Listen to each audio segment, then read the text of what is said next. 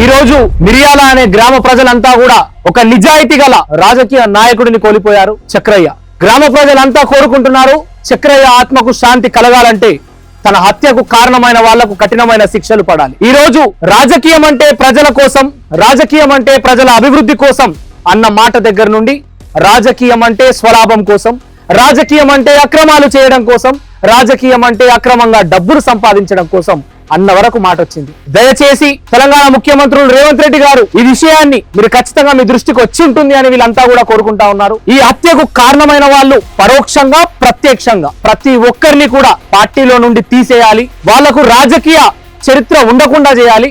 ఇలాంటి వాళ్ళు రాజకీయంలో ఉంటే ఎప్పటికైనా ఎవరికైనా సమస్యనే అని చెప్పి ఊరు ప్రజలంతా కోరుకుంటా ఉన్నారు. చక్రయ్య గారికి ఆత్మశాంతి కోరాలని మనసారా అందరం కోరుకున్నాం.